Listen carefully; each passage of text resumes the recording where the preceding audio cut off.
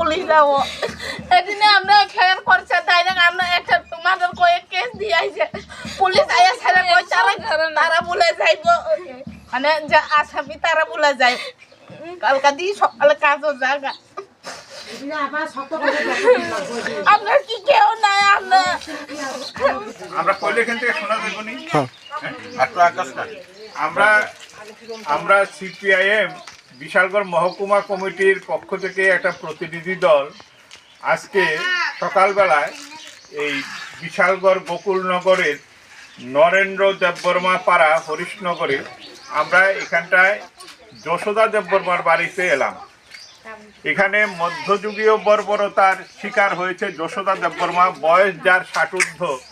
তাকে গত 16 তারিখ এই এলাকার কিছু দুর্বৃত্ত বাহিনী বিভিন্ন অপকৌশল অবলম্বন করে মিথ্যা অপবাদ রটিয়ে ডাইনি অপবাদে তাকে বাড়ি থেকে রাত্রি 10টার সময় তুলে নিয়ে যায় এবং জনৈক উত্তম দেববর্মা তার মেয়ে কালী পেয়েছে এই কথা বলে সেখানটায় কালীর কথা মতো তার মধ্যে ডাইনি নাকি দেখেছে সেই হিসাবে আরও 4-5 জনের নাম বলে।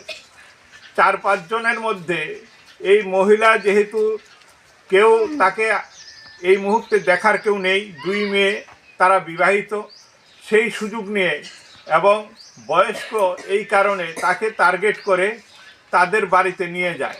নিয়ে যাওয়ার পর সেখানটায় উত্তম দেববর্মা, অঘোর দেববর্মা, রাহুল দেববর্মা এবং সঞ্জিত দেববর্মা মূলত এই 4 জন এই মহিলার উপরে বর্বরচিত আক্রমণ করে, মাথা ফাটিয়ে দেয়, শরীরের বিভিন্ন জায়গায় আঘাত করে, এমনভাবে আঘাত করে যে মহিলা তৎক্ষণাৎ আঘাতের মারে তাদের বাড়ির উঠানেই উনি সেখানটায় পায়খানা পর্যন্ত করতে করে দেয়।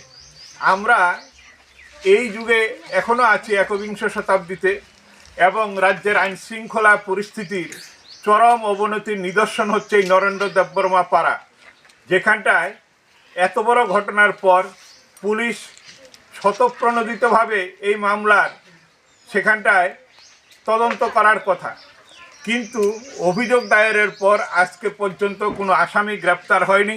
এটা দুর্ভাগ্য।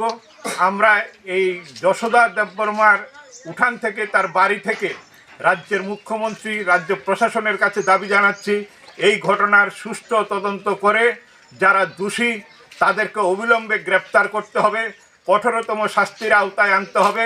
এই 21 শতাব্দীতে বিজ্ঞানের অগ্রগতির যুগে ডাইনি অপবাদ দিয়ে মধ্যযুগীয় বর্বরতা এই রাজ্যে অবিলম্বে বন্ধ করতে হবে। সিপিআইএম পার্টি এই দাবি জানাচ্ছে। পরবর্তী সময়ে আমরা রাজ্য প্রশাসনের অন্যান্য ক্ষেত্রে আমরা এটা নজরে নেওয়ার চেষ্টা করব। আমরা আশা রাখি রাজ্য সরকার এই ক্ষেত্রে গুরুত্বপূর্ণ ভূমিকা নেবেন এবং এখানটায় দাঁড়িয়ে যশোদা দেববর্মার তার চিকিৎসার ব্যয়ভার বহন থেকে শুরু করে যাবতীয় দেখভালের দায়িত্ব তারা গ্রহণ করবেন, এই অনুরোধটুকু আমরা রাখছি রাজ্য প্রশাসনের কাছে।